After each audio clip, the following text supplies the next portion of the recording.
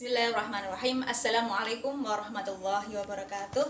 Perkenalkan, nama saya Mariati dari mahasiswa GKMI 1. Di sini saya akan melanjutkan menerangkan tentang KB2 perkembangan peserta didik yang perkembangan kognitif peserta didik. Di sini nanti kita akan mempelajari 4 konsep. Yang pertama, pengertian perkembangan kognitif peserta didik. Yang kedua adalah karakteristik kemampuan proses dan kemampuan kognitif peserta didik itu bagaimana.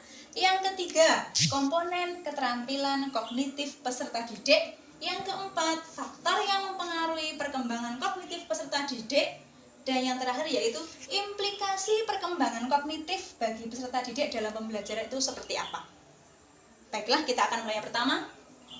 Pengertian perkembangan kognitif peserta didik.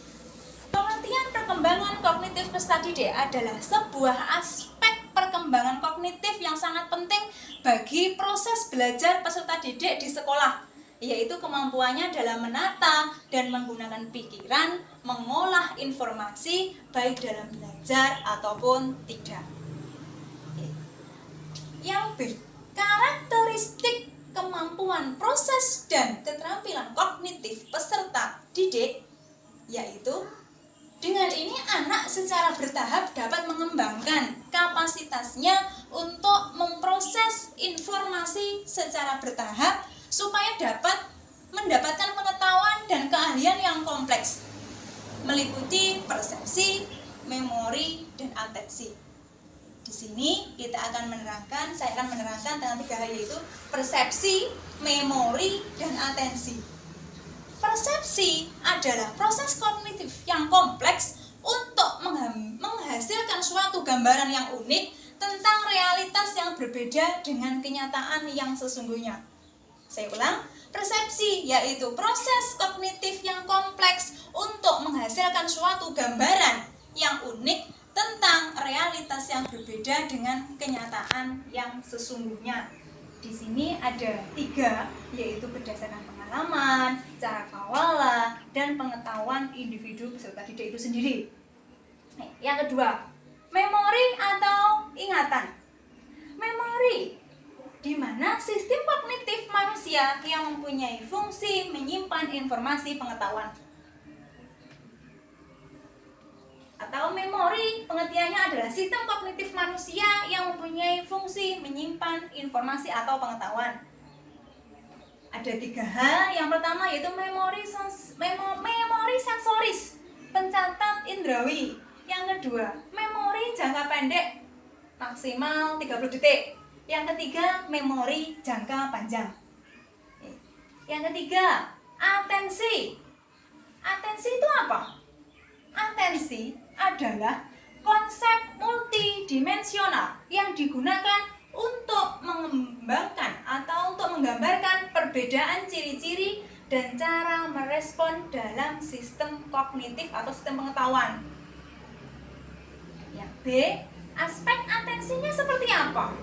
Aspek atensinya yaitu ada reseptor adjustment, penyesuaian alat indera dengan objek yang akan dipelajari. Yang kedua, postural adjustment, penyesuaian sikap tubuh terhadap objek yang akan dipelajari. Yang ketiga, muscle tension, yaitu perhatian tegangan otot dengan pemusatan energi yang akan digunakan untuk belajar. Yang keempat, central nervous adjustment, penyesuaian saraf pusat yang mengatur perkembangan peserta didik itu sendiri. Yang kelima, increased clearness, yaitu objeknya semakin jelas. Yang C, komponen keterampilan kognitif peserta didik. Komponennya apa saja kognitif peserta didik itu? Yang pertama yaitu adanya metakognitif. Yang kedua, strategi kognitif. Yang ketiga, gaya kognitif. Dan yang keempat adalah pemikiran kritis. Jadi ada 4 hal yang ada pada komponen keterampilan kognitif peserta didik. Metakognitif. Metakognitif adalah pengetahuan tentang pikiran dan cara kerjanya. Strategi kognitif adalah salah satu kecakapan aspek kognitif yang dikuasai peserta didik dalam belajar untuk memecahkan sebuah masalah.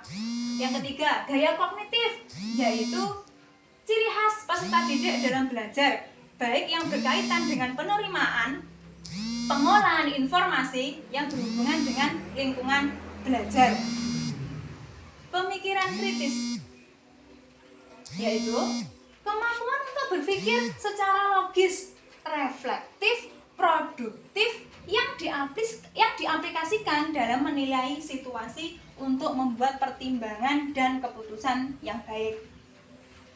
Adapun karakteristik dari pemikiran kritis, dalam pemikiran kritis yaitu 1.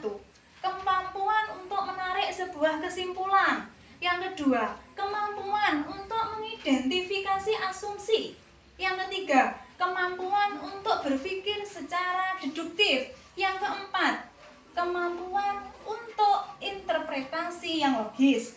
Yang kelima, kemampuan untuk mengevaluasi argumentasi.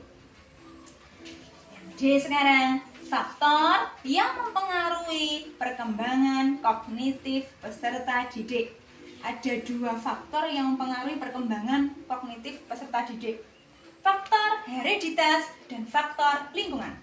Faktor hereditas adalah faktor yang sudah ada sejak dalam kandungan.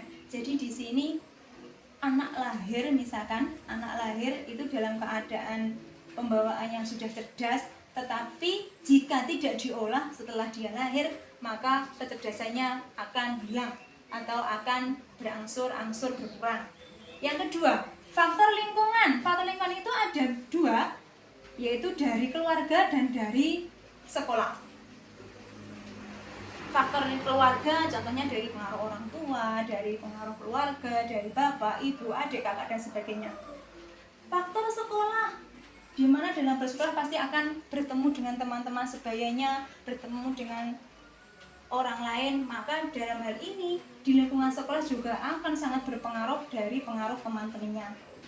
Faktor lingkungan, baik faktor fisik dan psikis, ada faktor keterbukaan, faktor minat dan bakat, dan faktor kebebasan. Yang E, implikasi perkembangan kognitif peserta didik dalam pembelajaran. Strateginya apa yang bisa digunakan oleh guru untuk mengajak siswanya menjadi yang bisa untuk menumbuhkan perkembangan kognitif peserta didik? Strateginya adalah 1. Ajak peserta didik memfokuskan perhatian dan meminimalkan gangguan. Jadi peserta didik diajak aktif dalam sebuah pembelajaran supaya anak berkurang rasa untuk bermain dengan temannya.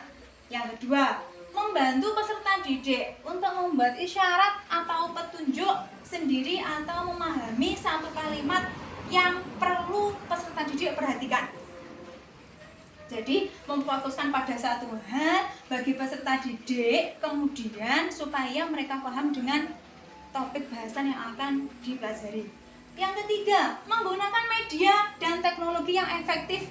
Dalam memilih media pembelajaran ataupun teknologi, guru bisa memberikan masukan kepada peserta didik untuk memilih atau menggunakan media yang sesuai. Yang keempat, mengubah lingkungan fisik. Contohnya, guru bisa mengubah model duduk peserta didik dengan membuat huruf U misalkan. Tidak harus berjajar dari depan ke belakang, biar berubah suasananya atau situasinya. Yang E, membantu peserta didik menata informasi yang akan dimasukkan ke dalam memorinya. Jadi guru membantu memberikan rangsangan informasi terhadap apa yang akan ditransfer ke peserta didik. Yang F, yaitu melatih peserta didik menggunakan strategi yang bagus. Melatih peserta didik menggunakan strategi mnemonik. Jadi, upaya guru dalam mengembangkan kemampuan kognisi peserta didik. Yang pertama, guru harus mengajar dan menganjurkan peserta didik menggunakan strategi yang sesuai. Saya ulang, guru harus mengajar dan menganjurkan peserta didik untuk menggunakan strategi yang sesuai. Yang kedua, memberikan pelatihan tentang strategi belajar, kapan dan bagaimana itu untuk membuat tugas baru dan lebih sulit. Yang ketiga, menunjukkan strategi belajar dan mendorong peserta didik menggunakan strateginya sendiri. Jadi tidak harus menggunakan strategi dari guru, tapi memberikan kesempatan kepada murid itu menggunakan strateginya sendiri dan mendorong peserta didik untuk belajar sesuai dengan kemampuan yang dimiliki. Yang keempat, memberikan kesempatan kepada siswa untuk mengevaluasi belajar sendiri dari apa yang telah dilakukan menggunakan metode atau strategi yang dipilihnya sendiri, kemudian mengevaluasi hasil dari pekerjaannya sendiri seperti apa. Oke, yang terakhir, memberi kesempatan seluas-luasnya kepada peserta didik untuk mengakses hasil belajarnya. Oke, memberi kesempatan seluas-luasnya kepada peserta didik untuk mengakses hasil belajarnya. Demikianlah presentasi dari saya tentang perkembangan kognitif peserta didik.